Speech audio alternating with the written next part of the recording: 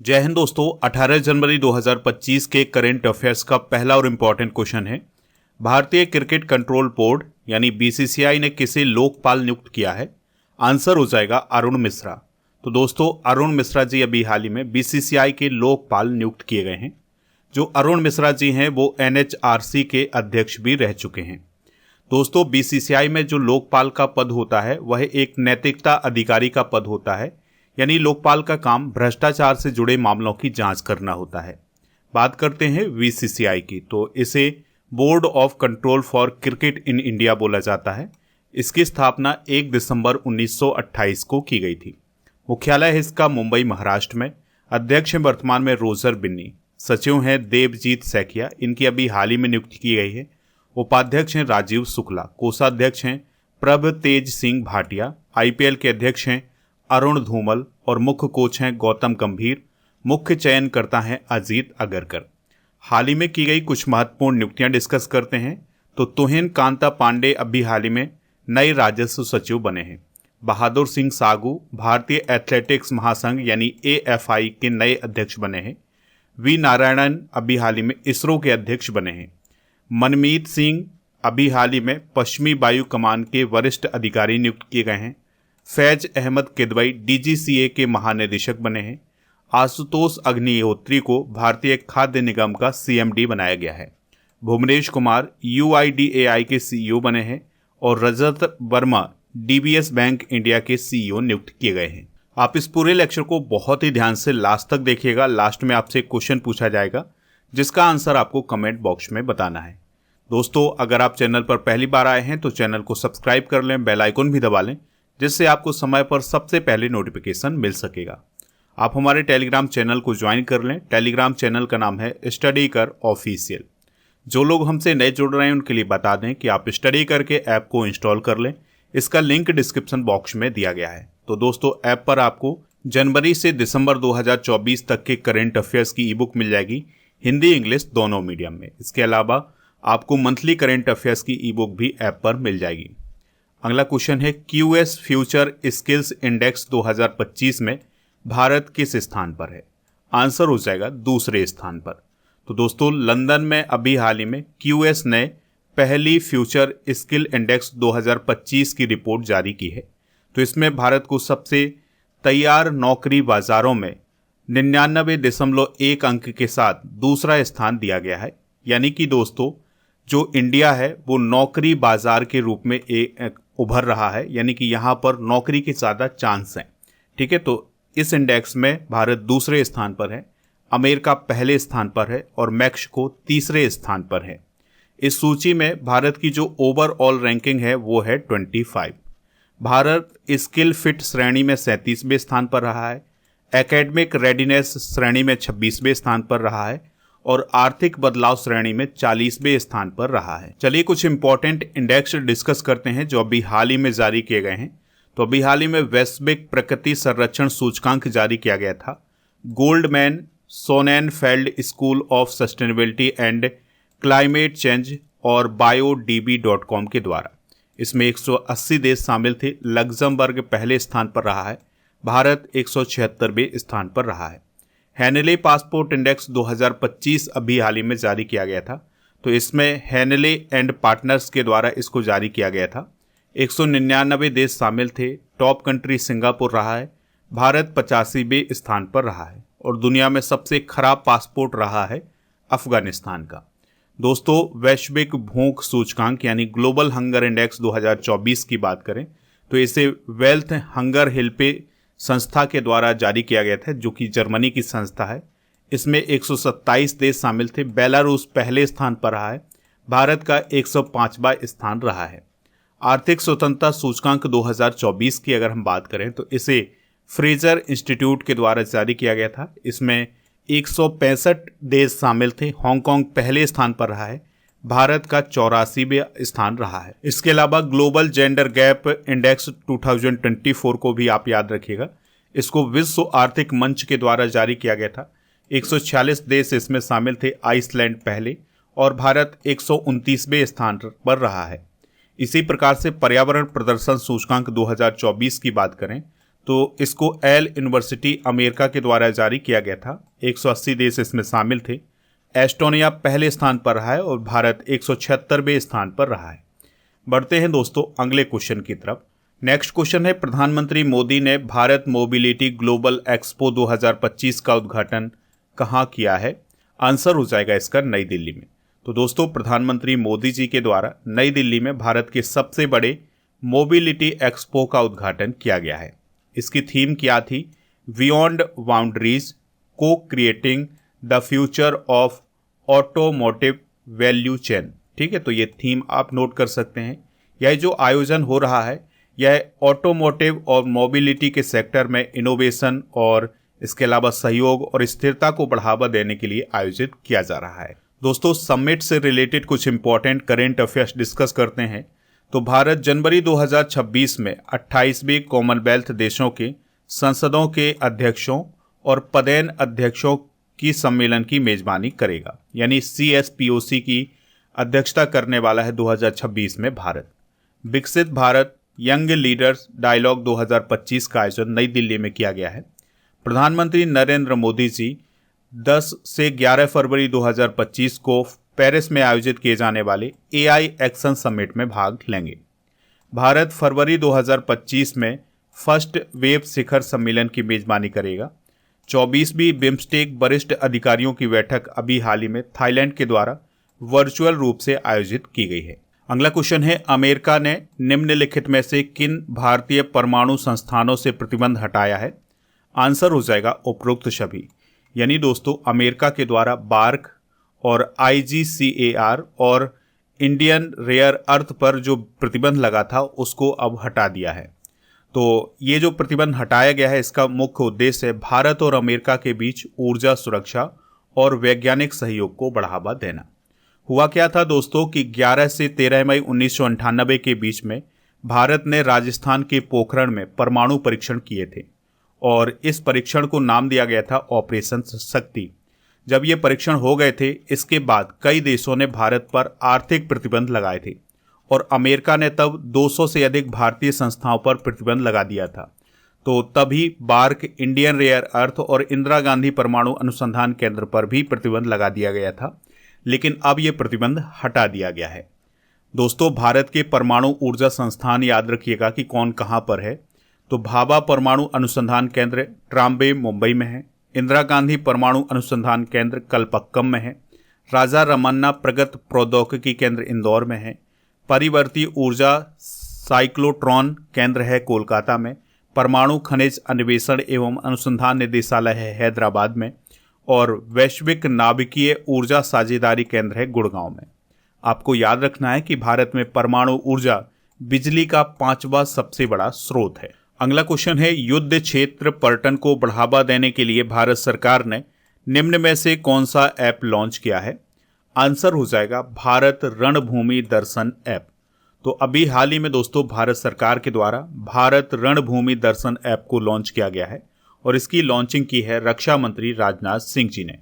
तो अभी 15 जनवरी 2025 को सेना दिवस मनाया गया है, तो इसी दौरान इसकी लॉन्चिंग की गई है। चलिए दोस्तों कुछ प्रमुख ऐप डिस्कस करते हैं। तो राजमार्ग यात्रा ऐप को लॉन्च किया है भारतीय राष्ट्रीय राजमार्ग प्राधिकरण यानी NHAI ने। उद्गम पोर्टल को लॉन्च किया है RBI ने। सुस्वागतम पोर्टल को सुप्रीम कोर्ट ने लॉन्च किया है। उल्लास ऐप को शिक्षा मंत्री धर्मेंद्र प्रधान जी के द्वारा लॉन्च किया गया था। मोबाइल दोस्त ऐप केंद्र शासित प्रदेश जम्मू कश्मीर के द्वारा लॉन्च किया गया था। प्रवाह पोर्टल RBI के द्वारा लॉन्च किया गया है। ई-सारस ऐप ग्रामीण विकास मंत्रालय के द्वारा, विरासत पोर्टल गृह मंत्रालय के द्वारा, ई-केयर पोर्टल स्वास्थ्य परिवार कल्याण मंत्रालय के द्वारा लॉन्च किया गया है। पैच रिपोर्टिंग ऐप उत्तराखंड सरकार के द्वारा लॉन्च किया गया है। अगला क्वेश्चन है, काफ़ी इंपॉर्टेंट क्वेश्चन है, ICC अंडर 19 महिला T20 विश्व कप 2025 की शुरुआत किस देश में हुई है? तो इसकी शुरुआत हुई है मलेशिया में। तो दोस्तों दूसरा ICC अंडर 19 महिला T20 विश्व कप 18 जनवरी से 2 फरवरी 2025 तक मलेशिया में आयोजित किया जाएगा और इसमें भारतीय टीम की कप्तानी कौन करेंगी? निक्की प्रसाद। कौन करेंगी दोस्तों? निक्की प्रसाद। आपको याद रखना है कि अंडर 19 महिला T20 विश्व कप 2023 का जो टाइटल था ये भारतीय टीम ने जीता था। दोस्तों आपको याद रखना है कि 2025 में ये जो विश्व कप आयोजित किया जा रहा है इसमें 16 टीमें हिस्सा ले रही हैं और इसमें एक देश शामिल हो रहा है जिसका नाम है सामोआ। तो ये देश पहली बार किसी आईसीसी प्रतियोगिता में भाग ले रहा है। बात करते हैं आईसीसी की, तो यह क्रिकेट की सबसे बड़ी गवर्निंग बॉडी है। 108 इसके मेंबर हैं। इसका मुख्यालय दुबई यूएई में है और वर्तमान में इसके अध्यक्ष हैं जय शाह है।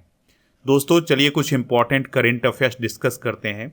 तो वुमेन्स T20 वर्ल्ड कप 2024 जीता है न्यूजीलैंड ने। महिला क्रिकेट एशिया कप 2024 जीता है श्रीलंका ने भारत को हराकर। T20 क्रिकेट विश्व कप 2024 जीता है भारत ने साउथ अफ्रीका को हराकर। अंडर 19 क्रिकेट विश्व कप 2024 जीता था ऑस्ट्रेलिया ने भारत को हराकर। WPL 2024 जीता है आरसीबी की टीम ने और IPL 2024 जीता है KKR की टीम ने। रणजी ट्रॉफी 2023-24 का खिताब जीता है मुंबई ने। विजय हजारे ट्रॉफी 2023-24 का खिताब जीता है हरियाणा ने। इसके अलावा अंडर 19 महिला एशिया कप 2024 जीता है भारत ने। अंडर 19 एशिया कप 2024 जो पुरुषों का टूर्नामेंट था ये जीता था बांग्लादेश ने। अगला क्वेश्चन है विश्व स्तरीय अत्याधुनिक पुरातत्व अनुभवात्मक संग्रहालय का उद्घाटन कहाँ किया गया है? आंसर हो जाएगा वडनगर में। तो गुजरात का जो वडनगर है वहाँ पर इस म्यूजियम का उद्घाटन किया गया है। तो इसमें वडनगर के इतिहास को बताया गया है। ठीक है, तो ये जो म्यूजियम है ये वडनगर के इतिहास और उसके आसपास के इतिहास से संबंधित है। दोस्तों कुछ इंपॉर्टेंट करेंट अफेयर्स डिस्कस करते हैं जो कि म्यूजियम से संबंधित हैं। योगी योगीन भारत संग्रहालय का निर्माण नई दिल्ली में किया जा रहा है। उत्तर प्रदेश सरकार के द्वारा वाराणसी में वैदिक 3D संग्रहालय का निर्माण किया जाएगा। अयोध्या में टाटा सन्स के द्वारा 650 करोड़ रुपए की लागत से मंदिर संग्रहालय बनाया जाएगा।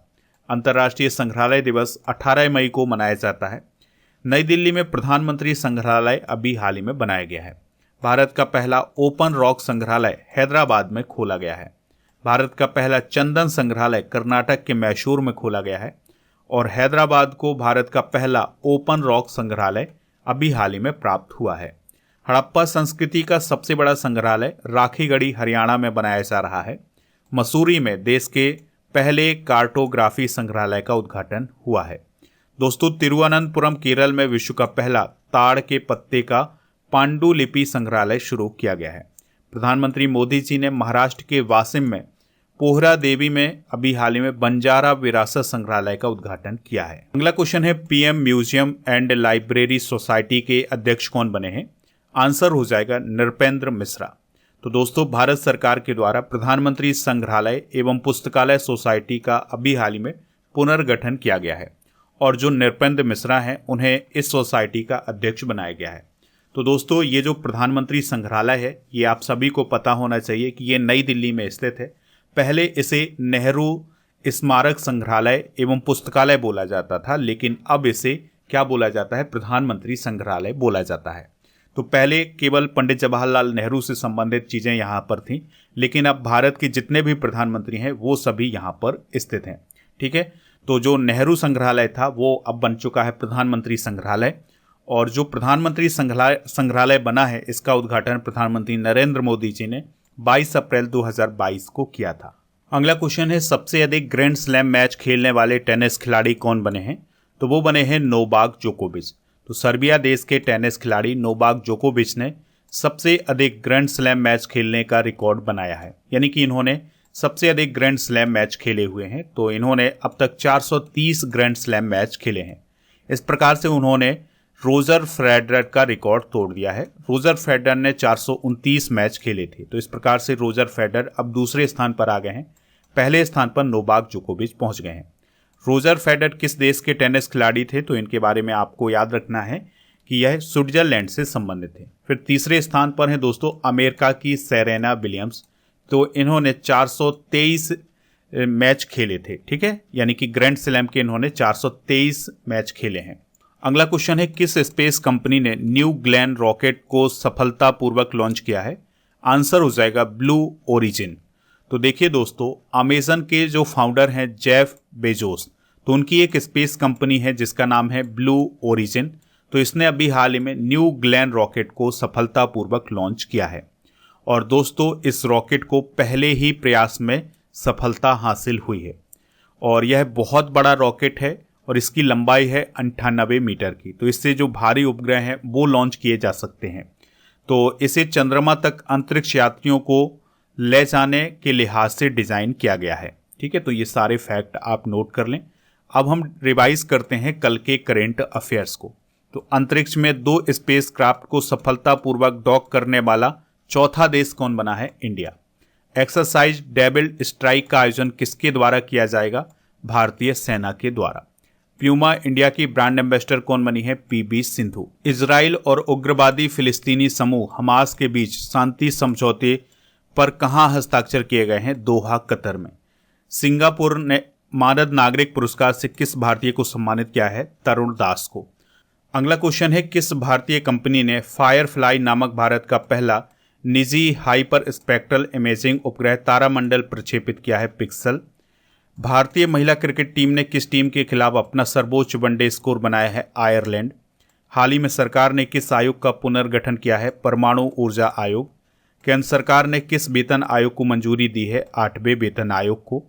श्रीहरिकोटा में इसरो का तीसरा सैटेलाइट लॉन्च पैड कितनी लागत से स्थापित किया जाएगा? 3,985 करोड़ रुपए की लागत से। आज के जनरल नॉलेज के पिटारे में हम भारत की जनगणना 2011 से संबंधित कुछ इंपॉर्टेंट फैक्ट डिस्कस करेंगे। तो इसमें कुल जनसंख्या बताई गई थी 1.2 बिलियन। जनसंख्या घनत्व कितना था? 382 व्यक्ति प्रति वर्ग किलोमीटर। पुरुष जनसंख्या बताई गई थी 623 मिलियन। महिला जनसंख्या 586 मिलियन। लिंगानुपात 100 पुरुषों पर 943 महिलाएं बताई गई थी। साक्षरता दर 74.04%। पुरुष साक्षरता दर 82.14%। महिला साक्षरता दर 65.46% बताई गई थी। शहरी जनसंख्या 377 मिलियन। ग्रामीण जनसंख्या 833 मिलियन बताई गई थी। बाल जनसंख्या बताई गई थी 158 मिलियन, जिनकी आयु थी 0 से 6 वर्ष की। ठीक है, तो ये फैक्ट आप नोट कर लें। दोस्तों अब हम दिसंबर 2024 के करेंट अफेयर्स को रिवाइज करेंगे। बिहार के नए राज्यपाल के रूप में किसे नियुक्त किया गया है? आरिफ मोहम्मद खान को। 2024 के लिए कितने बच्चों को प्रधानमंत्री राष्ट्रीय बाल पुरस्कार प्रदान किए जाएंगे? 17। 86वीं सीनियर राष्ट्रीय बैडमिंटन चैंपियनशिप 2024 का पुरुष एकल का खिताब किसने जीता है? एम रघु ने। राष्ट्रपति द्वारा हिमाचल प्रदेश उच्च न्यायालय के नए मुख्य न्यायाधीश के रूप में किसे नियुक्त किया गया है? न्यायमूर्ति गुरमीत सिंह संधावालिया को। स्पेडेक्स मिशन किसके द्वारा लॉन्च किया जाएगा? इसरो के द्वारा। भारत का पहला डिजिटल म्यूजियम किस राज्य में स्थापित किया गया है? महाराष्ट्र में। हाल ही में उपभोक्ता मामलों के मंत्रालय ने किन सुविधाओं को लॉन्च किया है? जागो ग्राहक जागो ऐप को। और भारत के शोधकर्ताओं ने पूर्वी घाट में किस मछली की खोज की है? कोइमा। चैंपियंस ट्रॉफी 2025 का आयोजन पाकिस्तान के अलावा किस देश में किया जाएगा? यूएई में। बाल्ड ईगल किस देश का राष्ट्रीय पक्षी बना है? अमेरिका। दोस्तों कल के करेंट अफेयर्स में आपसे पूछा गया था कि बेंजामिन नेतन्याहू किस देश के प्राइम मिनिस्टर हैं? तो वह इजराइल के प्राइम मिनिस्टर हैं। तो लगभग सभी लोगों ने इसका आंसर इजराइल बताया हुआ है। आपके लिए एक इन्फॉर्मेशन है कि आप हमारे ऐप को इंस्टॉल कर लें। यहाँ पर आपको बहुत सारे बैच मिल जाएंगे जो कि आपके हर एक एग्ज़ाम के लिए बहुत ही यूजफुल होने वाले हैं। तो जैसे मैथ और रीजनिंग का फाउंडेशन बैच है, तो इसको आप ऐप से प्राप्त कर सकते हैं पेड कोर्स वाले ऑप्शन पर जाकर के। इसके अलावा इंग्लिश, बैंकिंग और रीजनिंग, इसके अलावा मैथ फाउंडेशन बैच आपको मिलेगा। जीके जीएस का फाउंडेशन बैच भी वहाँ पर आपको मिल जाएगा। SSC foundation batch, railway foundation batch और जो व्यापम यानी कि जो एमपी के एग्ज़ाम है उनके लिए भी आपको बैच यहाँ पर मिल जाएंगे। तो इन सभी को वहाँ से प्राप्त कर सकते हैं। ऐप पर दोस्तों आपको टेस्ट पास वाले ऑप्शन पर टेस्ट पास मिलेगा, जिसमें 4000 से अधिक टेस्ट मिलेंगे 1 वर्ष की वैलिडिटी के साथ। अब आपके लिए क्वेश्चन है जिसका आंसर कमेंट बॉक्स में बताना है। भाभा परमाणु अनुसंधान केंद्र कहाँ है? जो भी इसका राइट आंसर हो कमेंट बॉक्स में जरूर बताएं। दोस्तों ऐप पर टेस्ट सीरीज वाले ऑप्शन पर डेली करेंट अफेयर्स का टेस्ट और मॉक टेस्ट मिल जाएगा। ई बुक वाले सेक्शन पर जीके और करेंट अफेयर्स की ई बुक मिल जाएगी। आप हमारे व्हाट्सएप चैनल और इंस्टाग्राम पेज को भी फॉलो कर सकते हैं। इन सभी का लिंक डिस्क्रिप्शन बॉक्स में दिया गया है।